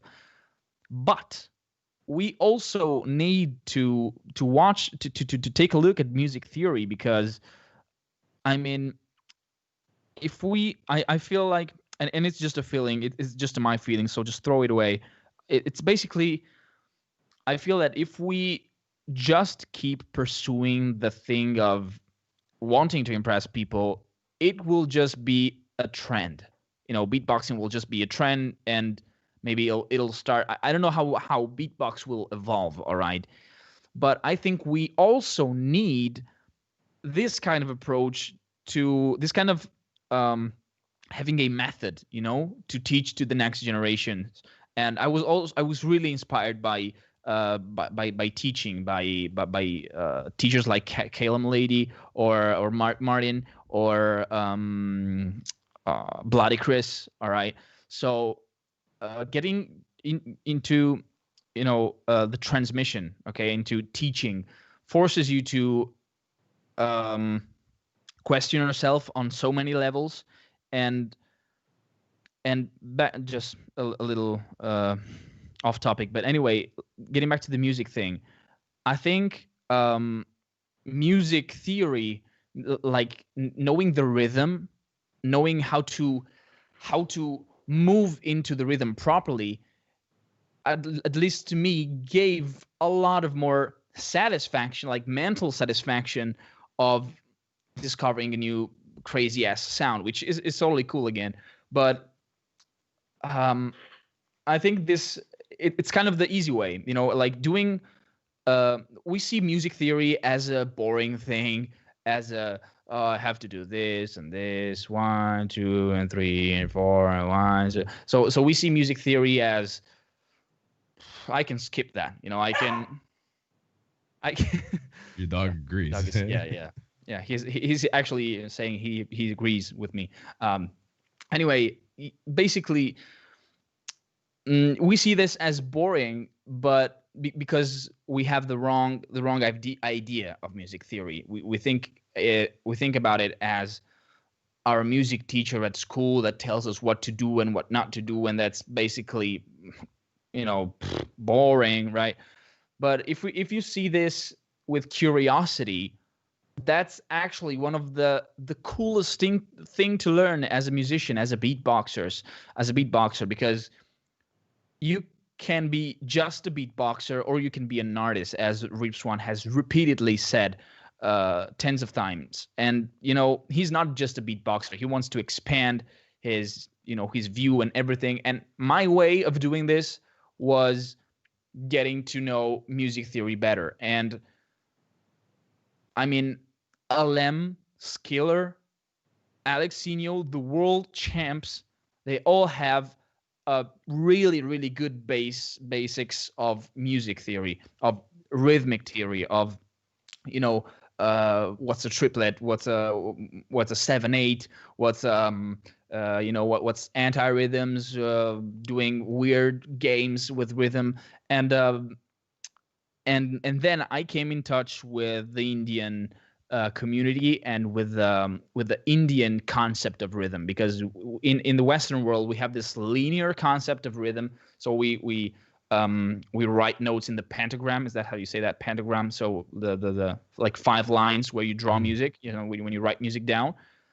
There in India, they have this whole different way of living music, of living rhythm. I saw this beautiful, like, was a TED talk or something, from an Indian percussionist, and they've been doing this. They have this like really, really huge tradition of drums, of rhythmic things that we in the Western world like we developed it with like violins and different kind of instrument, not with percussions. We took all the kind of percussive instruments from Africa, from India, and then jazz came, was blah blah blah. But anyway, what India has is a totally different way of living rhythm. They're really more spiritual about life, but also about music, because they I remember this guy saying that if you get rhythm right, you get relationship right, you get life right. And life is, and like the rhythm, we see it as linear, they see it as circles, so it's about cycles of rhythm that repeats themselves, like the sun, like the earth going around the sun, like the beat, like the heartbeat repeating. So it's more cyclic concept. It's more about the circle of life and everything. So they have this different way of living the rhythm, which I really fell in love with, and that's why I did the conical video that you can find in my YouTube channel, where I mimic the conical this kind of weird speaking syllables in a rhythmic pattern. And so if you start getting a little more curious about music theory, you will find out that it's not boring, that it's super, super fun, and that will take your awareness of beatboxing to a whole other level. Absolutely, and you can see that and I thought that video that you did with the rhythms that you're talking about, super interesting, and hearing people who have practiced this style be able to go and clap along and speak at the same time what the rhythm is. Some of the stuff is amazing, just the way that they are so articulate with it. It's incredible to watch. So could you one more time say the word of what people would want to look up if they want to go and have more interest in this? It's called Konakol. It's called Solkattu. So if you just write text on YouTube, Indian rhythms, you just find out, or you just go to my YouTube channel and find the video and then look for it on YouTube. And so yeah, but I will also talk about this and how I personally used Conical to learn rhythm and applying it to beatboxing in some tutorials very soon in my YouTube channel. Looking forward to those. Yes. And I wanted to go and ask you too, because you said that I believe it was relatively early on, because they said in 2018 it was your 3rd season of doing it, but Verona Beatbox and Orchestra concert that you worked with, and you were working with the Orchestra Machiavelli, and the Lucas Curat on the violin, doing the Suburbia Symphony, where you made a selection with them on preparing an orchestrated piece, and you said you had a hard time because of your lack of knowledge, of musical knowledge, to go and see your stuff, your beats on the staff, and being able to go and try to read along and working with a conductor and working with other musicians in such an orchestrated way, orchestra. Yeah. You said you had a hard time. So could you explain that experience of working with something that is that you have to go and hit right on? It's not a freestyled, let's see what happens. No, it's a production and a piece that you have to work hard on, and working on such a large ensemble of a full orchestra with you. And also, I thought it was super cool. There's a video that I found of it, and it went really well. So you should be very happy with yourself. And is that something that you're going to do more of in the future? Because I'd love to see more of it. Yeah, we were really hoping to at least make a studio version of that, because that's really, really cool. There's this composer Stefano Soardo, which he just came up with this idea of implementing beatbox in with the orchestra, and so he composed this piece, and he put down all the sheets, the music sheets for beatboxing, but it was like a drum sheet. All right, so I started. That's the first drum sheet I was ever taken to perform, and so doing that with beatboxing was about I had to find my own way of interpreting the sheet, but it was pretty easy actually. But that was challenging. That was challenging. I think that's one of the first time I understood I need to learn music, because it's really, really cool. And that's why when I started also taking drum lessons and singing lesson, like lyrical singing lessons, like opera singing, and so basically that performance was like really, really awesome. Was something really different, and I think you can still find this on YouTube. There was this crazy violinist Lukasz, and we also did like a replay of that 1 year later, and we did a crazy jam session, so it was amazing. But that started to being in contact with all these musicians like really helped me to understand that I need to learn more. Like, we're the average of the 5 people we hang out most, right? So basically, if you keep staying with people at your level, like I think you understand what I'm saying. But if you don't start hanging out also with people that you see at a higher level in your field, you will not improve. Like I improved a lot when I met the whole beatbox community, because there was a higher level of beatboxing requested. If I'm into an orchestra kind of field and classical music and stuff, I feel the urge to be honest on the same page, on the same level as the person I'm hanging out with, so it's really, really important for an artist and for a beatboxer to go and experiment with this kind of things, because that really, really pushes you to the next level. Like on an unconscious level, you feel what you lack on, and you start working on that. Absolutely. That definitely puts pressure on yourself to go and improve musically and try to go and reach new levels to be able to hang with the big dogs, essentially. Yeah. And also one other thing I found that was pretty neat, I didn't see any video of it specifically, which was I'm trying to figure out what it ended up being.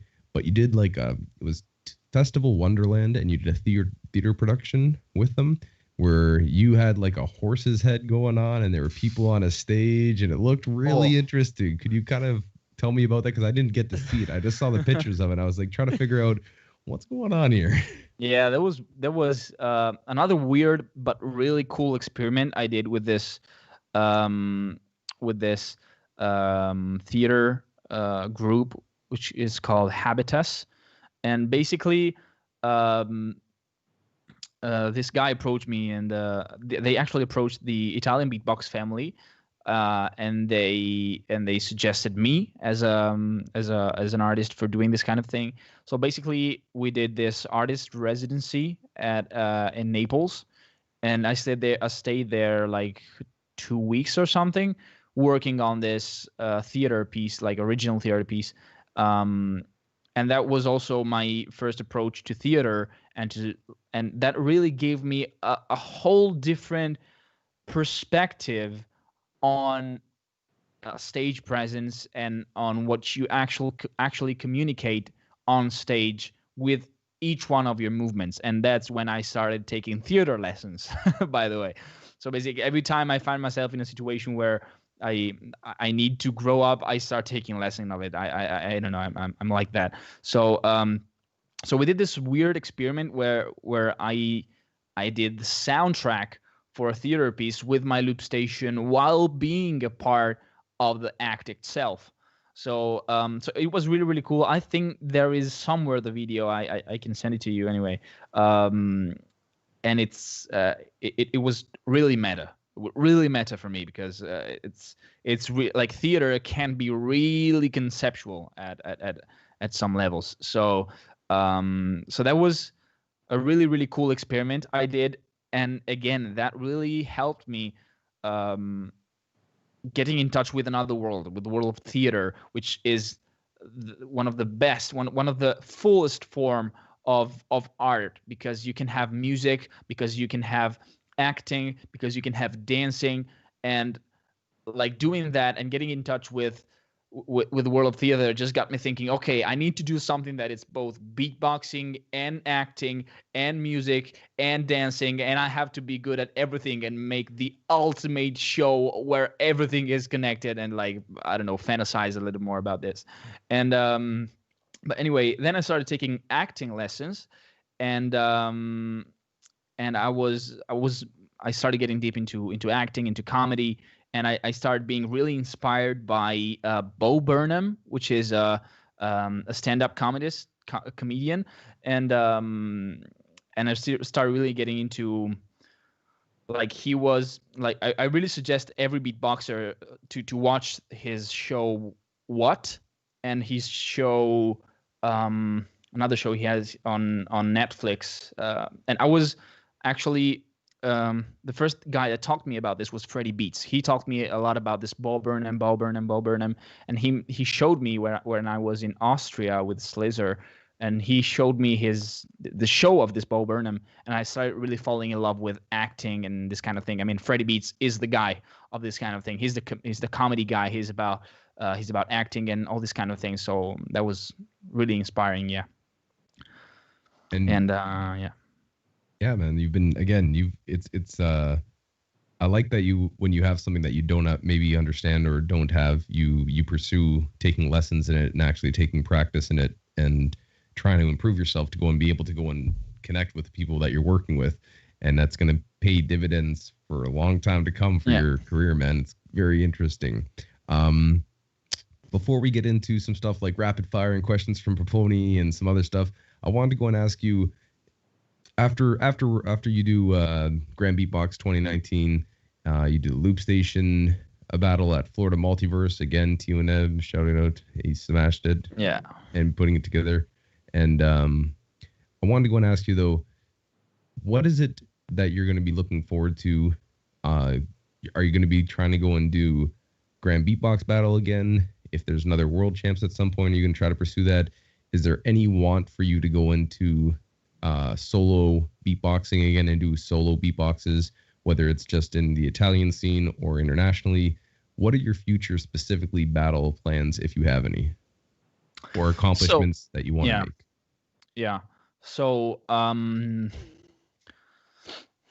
so I think I'd love to do at least one more battle. Like I think I'm gonna do the next GBB anyway.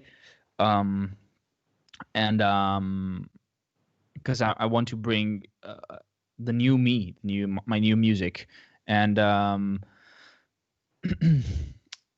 my next goals with beatboxing is, I think, getting more, because the thing is about with this whole pandemic coronavirus thing, everything is shut down, especially the music industry, the performing sector of the economy. So that's why also I started looking into other ways of, getting an income.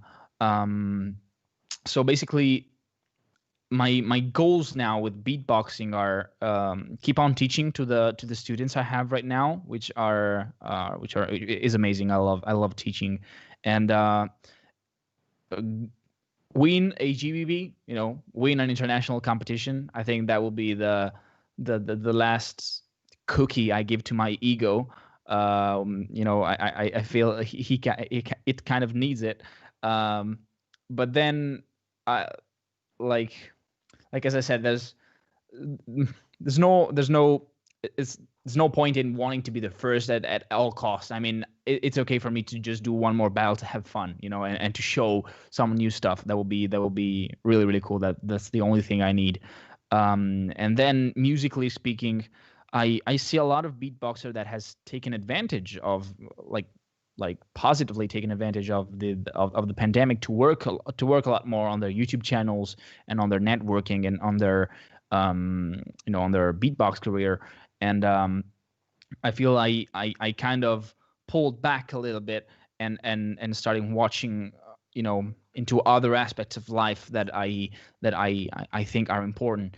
And but anyway, I still want to and I'm still working on making an impact on beatboxing, and especially to making musicians know beatboxing a little better and making a different impact on the musicians, on the world of musicians, on the world of jazz music especially. I really, really fell in love, like with I think the two music things three music things I fell in love with are beatboxing, conical, and jazz music. Like jazz music is it's the music that musicians listen to. All right. So it's the music that musicians say, okay, that's the highest level of musicianship that there is right now, together with, of course, classical music. But at a harmonic level, at a rhythmic level, and at an emotional level, the technical side is only the reflection of the inner side of music and how jazz was born, how the history of jazz, how jazz can literally change your life and has changed the life of so many people, so many musicians and not musicians. The emotion that gives listening to some harmonies is like really, really something powerful and that I've never found in any other kind of music. So I think my goals will be in the beatbox, in the beatbox part of my life will be keep staying in contact with the community, start growing my network on the music, on the musicians, and getting to know a little more on on jazz, on music theory, and on conical and all the Indian music thing. I'm looking forward to all these things, man. Yeah. And in the Italian scene itself, is there you've become well known, so you've judged and you've had the opportunity to judge around the world and other places outside of Italy. But in the Italian scene, is there any want for you to go back and try to pursue the solo battle again and become the Italian champ? Why not? Why not? But that's not a really. I've never thought about it actually. I'm because they called me as a judge in the last Italian Beatbox Championship. Was really, really cool, and I was glad to have trained the champions of the tag team battles, and so I feel since I started battling on the international stages, I still feel I could give a solo battle, I think, but I don't know. It's not a priority, let's say that. Fair enough. Well, that's a decision you're going to have to make for yourself, my friend. I'm looking forward to seeing it, though, if you do, because it's always nice to see people jump back in the ring. Yeah. So, yeah. Right now, I want to go and ask you a few rapid fire questions. All right? So what I'm going to do here is ask you a few questions in a rapid form, and I want you not to think about them too much. I just want you to go and answer the questions as quickly as you can. And we're right here live and direct, beyond the beats, rapid fire with NME. First and foremost, who is your current favorite solo beatboxer? D-Lo. Who is your current favorite tag team?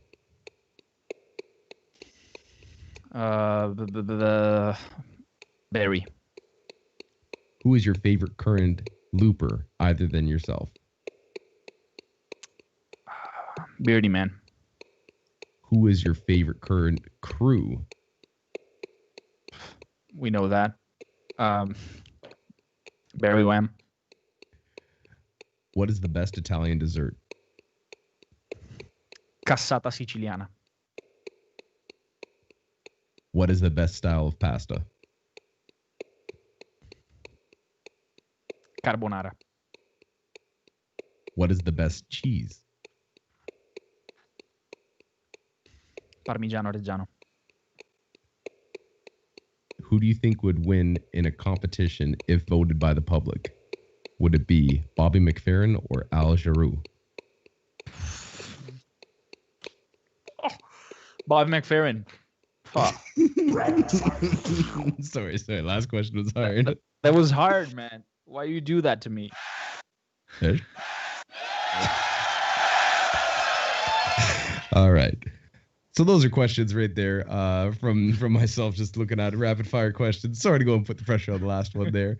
Next up, we have some questions from my friend Papuni. My friend Papuni. Has a few questions for you. All right. My friend Papuni. First of all, my friend Papuni would like to say, who would you like to record something with in our scene? Who's another beatboxer you want to collab with? Rapes One and Skiller. Reese One and Skiller. All right. I'd love to see that duo. Next up, my friend Papuni wants to go and ask you, outside the beatbox scene, who is somebody that you want to collaborate with? Jacob Collier. Okay. And I guess Bo Burnham. There's the two goals. All right. My friend Papuni also wants to know. He'd like to say, first of all, that Italy is a lovely country. And how is it for you being a professional beatboxer there? And are there other professional Italian beatboxers to your knowledge? Can you repeat the question, please? He wants to know, how is it for you to be a professional beatboxer in Italy? And are there other professional Italian beatboxers that you know of? Yeah, of course. So, like, as a professional beatboxer, we mean, performing in stages and being a professional artist. So being a professional artist, a beatboxer in Italy, it's not that easy because you have to kind of first we still have to open Italians people's mind about what beatboxing is, of course. So every show, still every show, it depends on the level, of course, of and the knowledge of the audience, but in the average audience, you still have to educate people on what beatboxing is. So you still have to, slow it and get slow. You cannot go there and go super technical. You still have to entertain them a little bit more. So that's it. And there are a bunch of professional beatboxers in Italy that I know of, and the first one that comes to my mind is Alien D. He's a professional beatboxer. He's a professional artist. He's going on tour with a really famous hip hop crew here in Italy. Then we have J Beat, of course. Still, I've not been in touch with him over the last year, so I don't know where he's at right now. But still, I think he's pushing it really in a good way. And Azel is doing an amazing job, a tremendous job in television, in TED Talks, and blah blah blah. And these are, I think, the three that I know of that are actually making a living out of beatboxing. Very cool, man. My friend Papuni has more questions for you. He goes, could you imagine living in a different country other than Italy? I'm not just imagining, I'm planning it. Okay, so I'm actually planning to go outside of Italy. I really need to learn more languages. I think my first goal is going to Japan by the end of 2021 and stay there like a year or two to learn Japanese and to live there a little bit. I want to travel a lot. I'm not gonna stay here for a lot. And but yeah. I'm definitely gonna go and see the world. There's some things I'm not liking of Italy at a political level, at so many levels actually. I'm gonna miss the food. gonna miss the food. I'm gonna miss my grandma's food, especially. I'm gonna miss a lot of things about Italy, but still, I'm not sure it's the country where I don't know, want to grow kids in, or this kind of question that I'm starting to have inside my head. Absolutely. Maybe we'll see a NME and So-So, something going on like that in a little collaboration. Love to see that. Sure. All right. My friend Papuni has some more questions for you. He goes, hopefully NME can do a new shout out for SBX. If you like to do so, is that something you're interested in? Of course. Yeah. Of course. It's going to happen. It's going to happen. I'm going to record one and send it to you ASAP. All right, you heard it here. A new SBX shout out coming from NME soon. My friend Papuni also wants to know if you've already answered this. He was asking if you were starting to prepare for GBB 21 at the end of October in Warsaw, and you say you're already on the team. So, ladies and gentlemen, watch out. He's already practicing, getting real ready for this one. And his last question, my friend Papuni has to go and say to you, this is more of a statement. He usually puts these in there. He wants you to know that you are a super nice and friendly person. It's always a pleasure to chat with you, and he can't wait to see you again soon. He hopes that you stay safe with all your projects that you're doing and wish him the best of luck with them. Also, we wish you the best success, and the possible outcomes are huge, and he expects big things of you. He also wants to know that he is a huge fan of your artistry. He wants to say big ups to you. He loves his country. He loves Italy, and he cannot wait to see you again, once again. My friend Papuni. Right there, live and direct, ladies and gentlemen. Sup, Papuni, sending you a lot of love. A lot of love to Papuni. Ish. Now, we have been sitting here for a good long while talking, and the audience has been watching. So, ladies and gentlemen, there's going to be a few questions that you guys have given in, and my boy Heidfeld, big shout out to Heidfeld, has picked out some of the best ones for us to ask. So, questions from the audience. The question, first of all, is someone asked, what is the most exciting battle you have ever participated in, and which battle were you most excited to watch? So the battle, the most exciting battle I participated in, I think, was the one against Sorrow.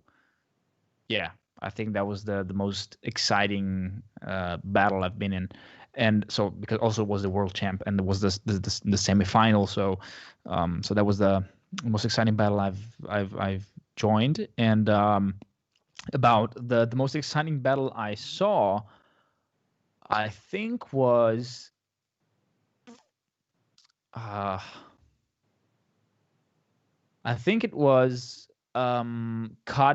against Dilo in the final in 2018. That was a big thing. That was really exciting. Yeah. Next question from our audience.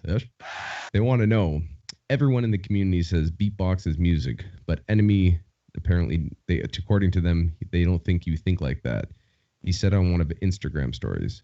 Why does he think like that? Okay, I can't remember exactly the contest. The context. It was so everybody say beatbox is music. All right, yeah. I think it's in the video. It's in the video in which I talked about what beatboxing is, and I think beatboxing is more an instrument. Beatboxing is more a series of techniques more than music. I think beatboxing is more something you make music with, but I hear a lot of people just making noise. So maybe. And that, of course, that was just how do you say that? It was just a thing I said because I wanted to push people to think more about music. Of course, when someone says beatbox is music, it's meant in the sense of, hey, we're doing real music here with our mouth, and that's a big thing. So I totally agree with that. But that wanted to be like a stimulus for people to think about more. It's easy to say beatbox is music, and it's a cool sentence, but it's more. It's kind of overused, you know. And again, I wanted to bring on the focus on the music theory part and on actually knowing what music is. Well said. Another question someone asked to ask you right here from our audience. What is your favorite movie? What is my favorite movie? I think it's V for Vendetta. Ooh. Definitely V for Vendetta. It's one of my favorite movies right now. And Interstellar, it's another good one. And The Big Short is another one. That was a tight movie. A follow-up question to that is, what is your favorite TV series if you watch like a show? Yeah. Like sitcoms, I guess. Well, Black Jesus. Black Jesus. Okay. I've never seen that thus far, but I can look it up. You have to. I'll look it up. Another question from our audience. They want to know because, and I thought this was actually super cool too, actually, now that I read this question, but you did a vlog for when you did World Beatbox Camp as an artist and GBB as an artist. They want to know, for the next GBB, will you continue this series of doing another vlog? Oh yeah, and it's gonna be a lot better because most probably there's gonna be something taking care of the recording and everything, which is not me, and probably it's gonna be, spoiler alert, it's gonna be Alessandro. It's gonna be the guy from Microfilm, which has followed me with all these years, and probably we're gonna do a thing with him. So yeah, we were planning to do a really, really cool and big thing, after movie kind of thing of the whole journey as a beatboxer, going to the most important beatbox event of the year this year, but of course it was canceled, so we couldn't. Absolutely. Well, looking forward for the future one though. That's gonna be dope. Another question from the beatbox community.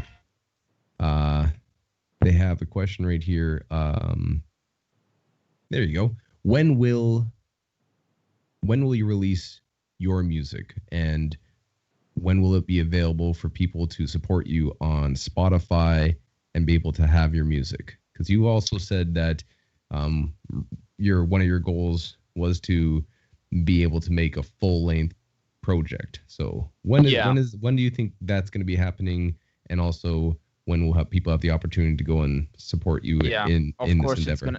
It's gonna happen in 2021, and it's a thing I've been procrastinating on for a long time. You know, putting my music on Spotify and actually making a good recording, and you know, these kind of things.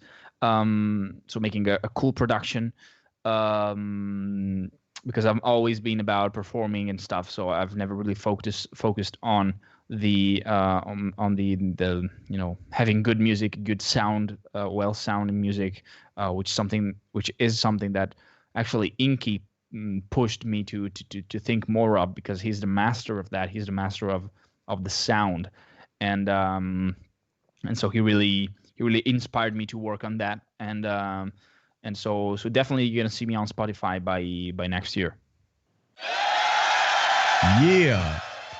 So, ladies and gentlemen, not only are there going to be new tutorials, there's going to be a new vlog coming 2021 when we goes to Gurren Beatbox Battle. There's going to be new music coming right there, a project, ladies and gentlemen. More tutorials and more content overall. NME is here to stay and going to be pushing.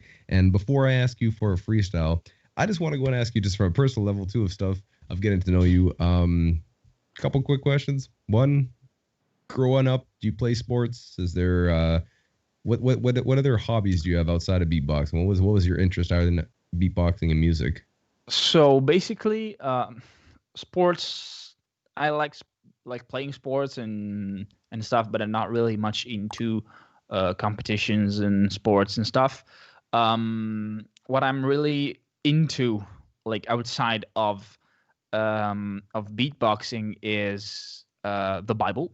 Not in the religious kind of way, but in a more historical, philological kind of way. I'm studying Hebrew. I'm studying this kind of things which are a little bit weird and nerdy, but I really fell in love with, thanks to an Italian guy named Mauro Biglino, which is he's a translator. He's a weirdo. He's amazing.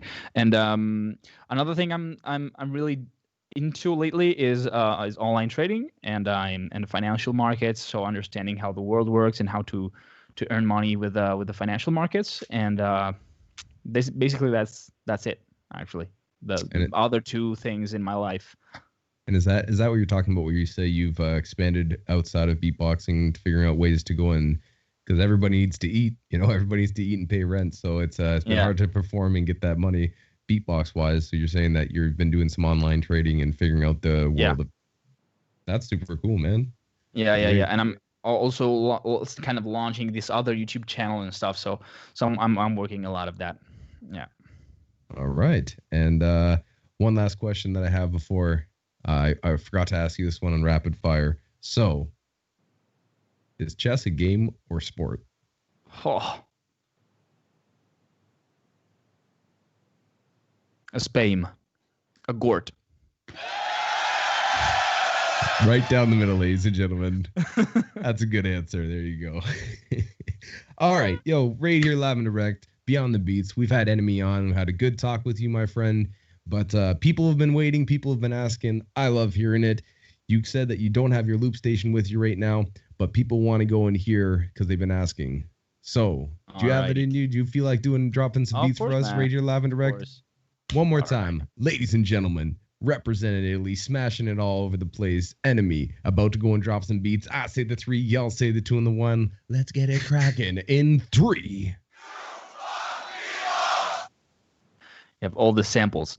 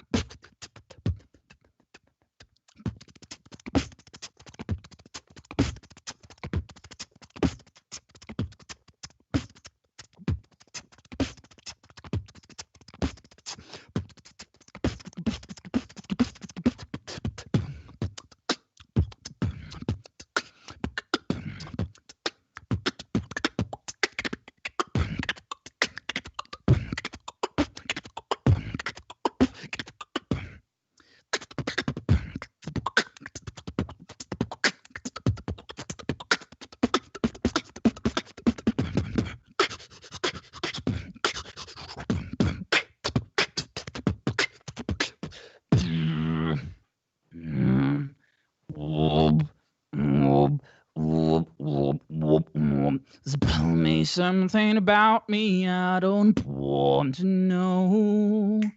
Tell me something about me I don't want to know. Tell me something about me I don't want to know. Tell me something about me I don't want to know. Tell me something about me I don't want to know.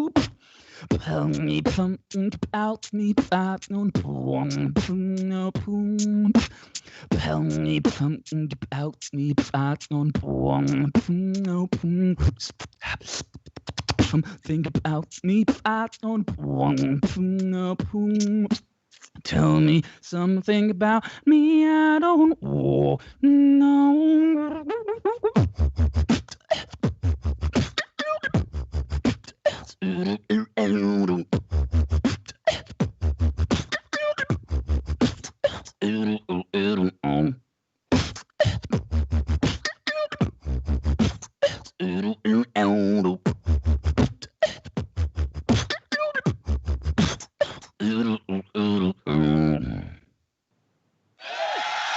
Alrighty. Yo. That slapped. He dropped some proper beats. You best be ready if you want to be on the beats to drop that stuff right there. Yes, sir. Ish. Ish. Ish. Ish. Ish. Yo, that was killer, dog. That was killer. So, ladies and gentlemen, one more time. Is there anything else that you want to go and say to the people while you have them listening to you at the end of this? Where can people support you, first of all, before you give your last messages? What are your social medias? Where can people go and support you so you can be able to create more more different things for them to check out and be able to express yourself and give it back to the people that want to listen? So basically, you can follow me on Instagram. You can find it NME Beatbox. And then you can find me on YouTube, watch all my videos, leave a like, leave a comment, subscribe to the channel, and of course, support me if you want to be part of my family. And support me on my Patreon. I have different tiers that you can apply with, and I'm giving different kind of bonuses depending on the tier, of course. So you can have the name at the end of my video. You can have early access. You can have like specific things just for Patreons, and so basically you can support my art path right there. Take a look at the project, so let me know what you think. If you have any questions, just feel free to text me on Instagram, and basically that's it. That's where you can follow me and support me. All right. I hope people go ahead and click the links. I believe we're going to have them in the description box below. So make sure you follow up the homie. Go and check out the stuff he's already done. He's has some interesting talks, some interesting videos. If you're having problems with your loop station, he has tutorials on that already. He has a bunch of different things he's already put out. And his talk on what is beatboxing is something that every beatboxer should go and watch, not only for his perspective, but also for some history and some lessons and stuff that you might not have known about beatboxing and just the world of vocalism and the world of the mouth and making music, essentially, and everything else that's entailed with it. So he did a very good job on that. But aside from that, is there anything you want to leave lasting memory and lasting impression on people? That you got anything you want to say that I left out, or anything that you want to go and talk about for a second? Sure. Well, I just wanted to say that another time, big props to Swissbeatbox, to Peponi, to Scott Jackson for this podcast, which is freaking amazing. And thank you to all the people that are here watching. And if I have to say, something, I just want to say, try to be like even with beatboxing, but with life, if the more you be honest with yourself, both off stage and on stage, that will help you grow as a person and as a musician. So if you wanna succeed in beatbox, if you want success, if you want to win battles, if you want to make a living out of beatboxing, and I mean you truly want to do that in your life, that requires you to embrace it and to really put an effort in it. It's not easy. It requires time. It requires practice. It requires payments. Patience, not payments. Also payments, but I was meant to say patience and a lot of love. And so if you're trying to do that, and I mean, you're gonna have some failures. You're gonna lose some battles. You're gonna have to hear your parents say no, and a bunch of other stuff. So to all those who are struggling to do beatboxing professionally, to push beatboxing, to make a living out of it, and to change and to contribute with what they have, with their talent, to the world of beatboxing, I say thank you, and keep on doing that. And keep on doing that. The hard work will pay. The hard work will always pay, especially in a loving community as it is the beatbox community.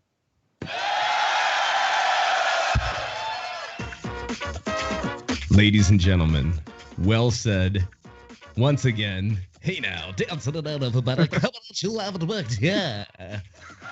Ish. But seriously, straight up, yo, man, it's been a great time talking to you. I had a lot of fun today. I like reading more into your story. You're a very well-spoken, smart young man with a bright future ahead of you, and I'm excited to go be a part of it and see where you take this and see what you contribute to the world to leave a lasting impression, not only in the beatbox world, but in general. And again, nice to go and see your face, brother. Cheers, man. Cheers. Really and glad one to more be here. time, for everybody out there, as I said before, go and support the beatboxers. Go and support your brothers and sisters. Go and support these people that are pushing the scene. Go and follow them up on Instagram, follow on YouTube, leave those comments, leave those likes, send suggestions, support the Patreon, check out what he's going to be doing for new shoutouts for SBX, new video content coming out soon, tutorials, an album, new vlogs. Oh, and yeah. Coming for that GBB 2021 World League that's happening in October in Warsaw. So you best be on the watch out. And if you're another looper, get your practice on. Oh, yeah. We about to do it like this and like that. But once again, I'm Scott Jackson. This is Beyond the Beats. Thank you guys for tuning in. We'll be back again next week with another episode. Stay safe, stay all those good things. And if you have the opportunity to go and make someone's day, you give that person a call and tell them you love them. Give them opportunity. Spread that love. I'm Scott Jackson. NME, thank you for coming on once again, brother. And, cheers. We're going to cut it out like that. So one more time. Thank you for tuning in. Jeez. This has been Beyond the Beats. And that's time.